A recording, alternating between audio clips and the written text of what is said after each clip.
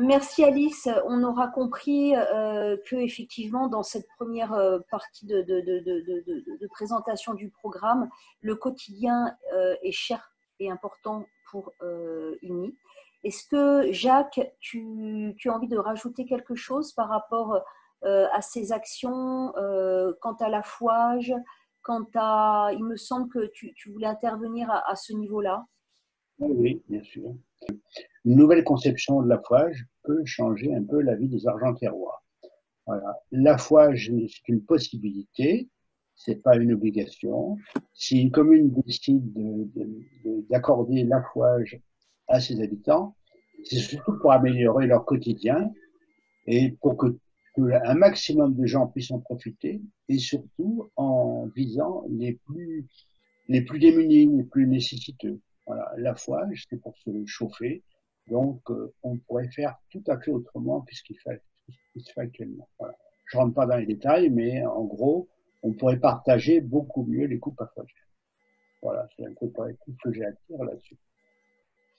Merci Voilà. Jacques. Donc on le comprend dans ce mandat, si effectivement Uni est élu, des actions au quotidien, quelque chose de concret pour améliorer la vie des Argentiérois. On accueille au fur et à mesure des participants.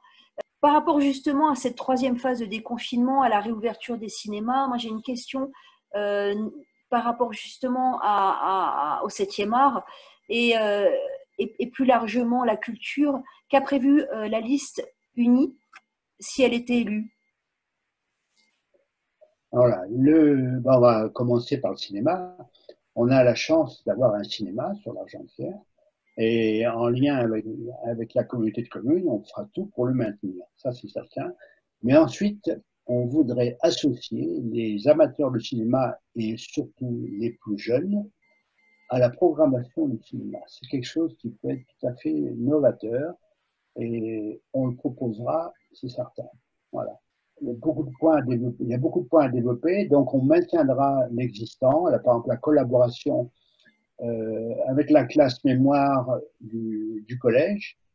Le, on fera tout pour promouvoir les événements locaux existants et on essaiera d'en provoquer un peu tout au long de l'année parce qu'il y a visiblement un trou au printemps et à l'automne. Voilà. Ok, merci.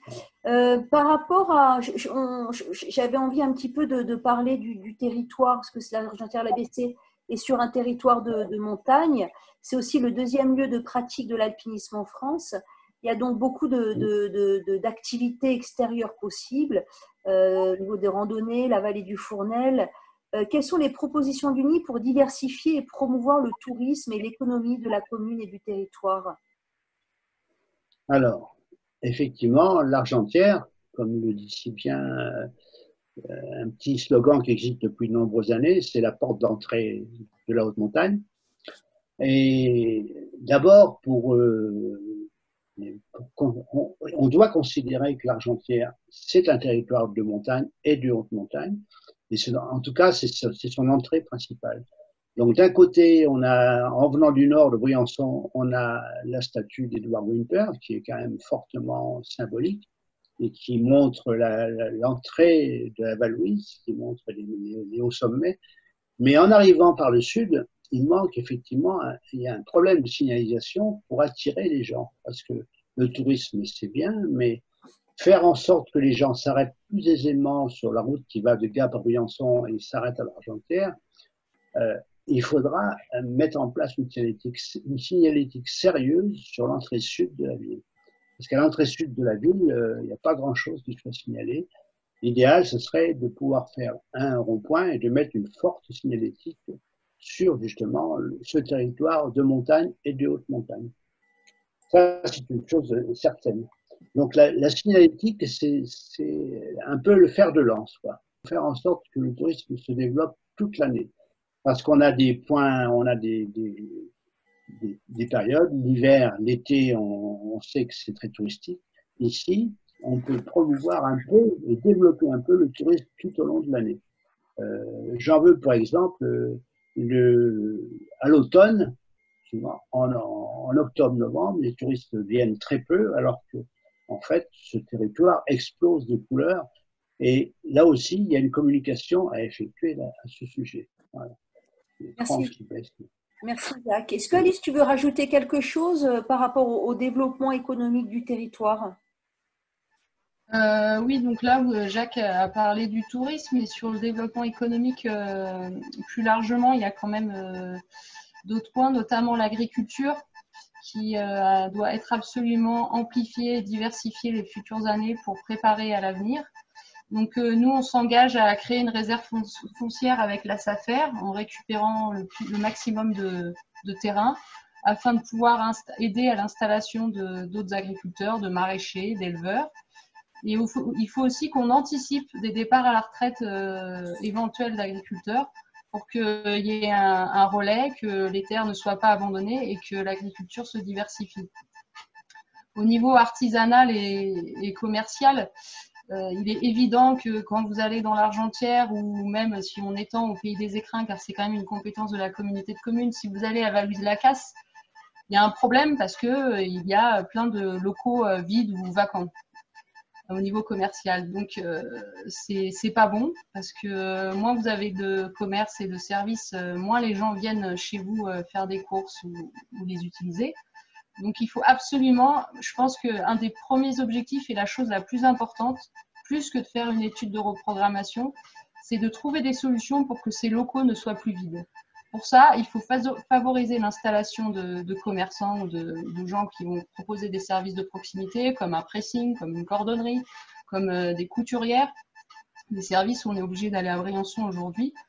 Et pour ça, il existe une foncière commerciale nationale qui s'appelle Village Vivant, qui a de l'argent de citoyens, de collectifs, d'associations et de collectivités territoriales à investir dans du foncier afin d'après de pouvoir installer des travailleurs, enfin des artisans ou des commerçants en leur facilitant l'installation avec des prix de loyer tout à fait modérés et intéressants afin de lancer leur activité. Et je pense que ça, c'est vraiment quelque chose de très important. Il faut qu'on travaille dessus, du coup, avec la communauté de communes. Ensuite, l'autre point important sont les zones d'activité. Alors, bien sûr, il y a les FAP, les anciennes fonderies, qui aujourd'hui sont un point noir sur l'Argentière-l'ABC. La communauté de communes en a la compétence. Aujourd'hui, rien n'est acté. Il y a quelques porteurs de projets qui sont déjà passés pour donner des idées. Et nous, on a envie de soutenir un projet mené par un jeune haut alpin qui cherche à installer une école d'ingénieurs du bois et un centre de formation de génie de la forêt qui amènera 360 étudiants annuellement sur la commune, qui créera une vingtaine d'emplois sur l'école, savoir des professeurs, des techniciens, des gens à la maintenance pour la restauration et l'hébergement et du secrétariat, donc tous les corps de métier. Et ce centre aurait pour avantage de faire valoir la filière du bois qui est aujourd'hui énormément présente sur le territoire du pays du Grand Bressionnet, car il y a énormément d'artisans qui travaillent sur le bois, beaucoup d'entreprises, de charpentiers. Donc, il y a un relais possible. Et ensuite, comme nous avons déjà 2 centres de formation à l'Argentière, donc le CRFCK pour le kayak et les compagnons, on pourrait mutualiser un hébergement. Ils ont un peu des soucis pour héberger leurs jeunes et aussi mutualiser un centre de restauration. Donc ça, c'est une idée. Après, une autre idée qui pourrait, c'est plus qu'une idée, c'est un projet qui pourrait vraiment être lancé. Après, l'idée du Nice, sinon, serait d'installer des PME qui ont à vocation d'être dans l'économie durable, comme par exemple des usines de transformation alimentaire, comme il existe à Guiest avec la fromagerie de la Durance, ou encore les glaces Altiflore dans le Champsort, qui sont des PME qui produisent des produits alimentaires de proximité et qui sont utilisés par les habitants et par le touristique et qui mettent en valeur notre territoire. Donc voilà à peu près les grands points de Uni. Okay.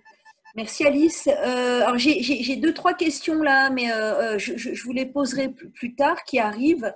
Par rapport, on avait pensé à une autre idée qui est au dimanche dernier, s'est terminée la Convention citoyenne pour le climat.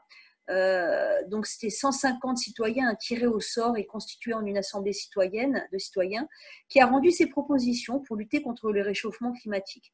Alors le volet environnement est cher à la liste d'UNI. Et donc ma question est qu'on voit dans ce projet donc l'envie de renforcer, de moderniser la démocratie représentative.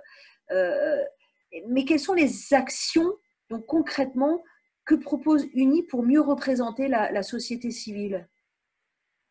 Qui c'est qui veut se lancer dans cette réponse? Je vais répondre.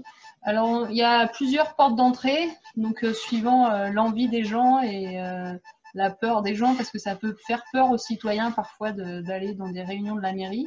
Donc, on proposera des commissions seront ouvertes aux citoyens pour venir travailler avec les élus. Donc, il y aura deux portes d'entrée, soit par le volontariat. Un citoyen lambda dit « moi, je veux faire partie de la commission scolaire ». Et donc, il se présentera à l'accueil, se signalera et donc on l'invitera à venir participer à ces commissions. Et la deuxième porte d'entrée, excusez-moi, sera le tirage au sort, comme pour la Convention citoyenne pour le climat qui a été faite par le gouvernement. Parce qu'on pense que si ce ne sont que des citoyens volontaires, on va se retrouver fatalement, peut-être pas, mais avec des gens toujours un petit peu du même milieu. Et l'objectif de la participation citoyenne, c'est que justement, il y ait des gens de tous les milieux, pour qu'il y ait vraiment une représentativité de la population. Donc, on tirera au sort des citoyens, on leur proposera, voilà, monsieur Untel, est-ce que ça vous intéresse de participer à la commission économie? Si oui, ben, il y participera, sinon, il aura le droit de, bien sûr, pas y participer. Ensuite, on va créer une commission citoyenne, alors là, qui sera gérée par les citoyens. Donc, on a un citoyen qui s'est engagé à lancer cette commission. Elle permettra aux gens de venir, donc elle se réunira par exemple tous les premiers mardis de chaque mois dans la même salle au foyer culturel. Et lors de cette réunion, les gens qui viennent discuteront des sujets auxquels ils ont envie, de leurs préoccupations. Par exemple, peut-être qu'il y en a qui auront envie de créer, je ne sais pas, une boîte à dons, de lancer un projet d'usine de glace. Et après, voilà, petit à petit, les citoyens, si leur projet prend forme et ils ont vraiment envie que ça aille plus loin, ils seront invités à continuer le projet et à le mener à terme en partenariat et avec, bien sûr, le conseil municipal. Enfin, bien sûr, les jeunes, donc on va créer un conseil municipal qui malheureusement n'a pas été encore créé. Je vois qu'il y a Rémi qui est là, qui nous écoute. Voilà, ça n'a pas encore réussi, mais à la communauté de communes, il y en a un, à la Roche de Rame, il y en a un, donc on s'engage à le faire sans souci. Et on va aussi instaurer des permanences sans rendez-vous, quelque chose qui avait été fait déjà il y a très très longtemps sur l'Argentière, l'AVC, pour que les gens puissent venir rencontrer les élus sans qu'ils prennent rendez-vous, sans que ce soit trop impressionnant pour certaines personnes, parce que tout le monde n'a pas la même aisance. Certains vont vouloir envie de parler en public, d'autres vont vouloir envie de parler qu'à une seule personne, d'autres par écrit. Donc c'est aussi pour ça qu'il y aura le cahier citoyen. Donc voilà, il y aura plusieurs possibilités pour que les citoyens participent à la vie de la commune, de façon dans les prises de décision, dans les actions mises en place, et aussi concrètement, bien sûr, on invitera les citoyens à participer comme à la commune propre, comme à la fête de l'Argentière, comme au comité des fêtes, à la vie et l'animation sur la commune. Ok, merci beaucoup. Est-ce que vous voulez rajouter quelque chose par rapport à ça ou on passe aux questions? Vous me faites signe, hein. Vous voyez, vous avez en bas à droite réaction. Vous pouvez mettre le doigt en l'air ou le doigt en bas. Ou... Vous me dites si vous êtes OK pour les questions. C'est bon pour vous? OK pour les questions. Allez, super. Okay. Alors, j'ai une question, j'ai tout de suite posé la question relativement à l'avant-dernier sujet qui est notamment posé par Rémi, qui est une excellente question. Quant au projet des FAP et du Centre de formation des métiers du bois, et je pense que ça sera un vrai sujet qu'il faudra y travailler de fait ensemble. C'est concrètement comment attirer les investisseurs pour justement développer les activités éco-responsables avec lesquelles on est évidemment tous d'accord. Est-ce que le maire et le président d'Abcomcom doivent se transformer en VRP auprès des investisseurs? Voilà, comment aller dans ce sens-là? Merci Rémi pour ta question. Alors, on a rencontré le porteur de projet il y a à peu près un mois. Donc, on a discuté avec lui pendant 3 heures. Donc, il a énormément travaillé déjà sur le projet depuis 2 ans. Le maire de Saint-Martin-de-Carrière l'a déjà contacté aussi plusieurs fois et a déjà parlé de ce projet à la communauté de communes et a vraiment envie que ça prenne forme. Donc, ce porteur de projet a déjà fait une étude financière, une étude d'investissement, donc c'est vraiment pas un projet en l'air.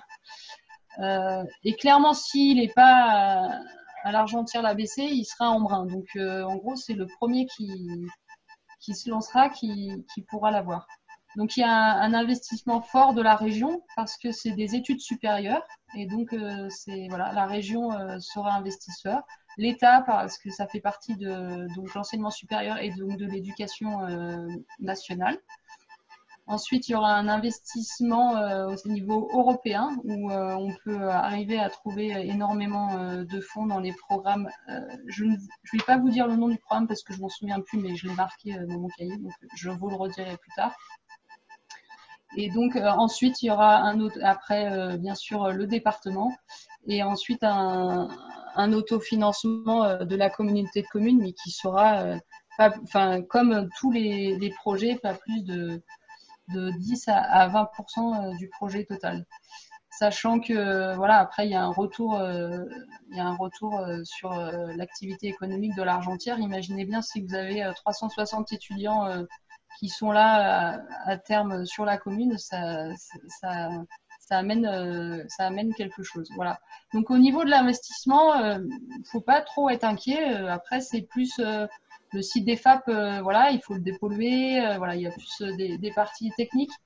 Mais c'est des programmes qui, aujourd'hui, au niveau européen, sont vraiment très, très suivis. Et la filière bois, les écoles supérieures au niveau du bois d'ingénieur, il n'y en a pas dans le sud, il n'y en a que dans le nord de la France. Et c'est quelque chose qui est très à la mode, si on peut dire ça, et très recherché. Il y a beaucoup d'étudiants qui cherchent des places là-dedans. Donc voilà, et ce serait une structure publique avec une participation des citoyennes, mais à minima. Voilà, voilà. Okay, merci Alice. J'ai une autre question. On nous fait remarquer qu'on n'a pas parlé de la santé. Et par conséquent, qu'a prévu UNI au niveau de la santé? Oui, on n'en a pas parlé. On ne peut pas parler de tout. On a prévu de favoriser, d'inciter les cabinets médicaux à mettre en place la télémédecine, la téléconsultation pour les spécialistes, pas pour la médecine générale, mais pour les spécialistes, car malheureusement sur le territoire et dans le pays des écrins, il y a très peu de spécialistes, et même à Briançon. Donc, afin de, par exemple, en cardiologie, en ophtalmologie, voilà. Et puis aussi chez les opticiens, il est possible de mettre en place la téléconsultation avec des ophtalmos. Ensuite, on voudrait installer un parcours de santé au plan d'eau pour les personnes qui ne sont pas très sportives et qui ont besoin d'une activité physique encadrée avec des consignes. Donc, c'est quelque chose qui n'existe pas trop sur le territoire parce qu'on se dit que c'est un territoire sportif et donc tous les gens sont en forme. Mais étant kiné, je peux vous dire qu'il y a quand même des gens qui ont besoin d'être encadrés. Ça permettrait à des personnes de se motiver pour bouger parce que bouger, c'est la santé. Et ensuite, dans ce mandat, j'ai mis en place l'installation de deux défibrillateurs sur la commune.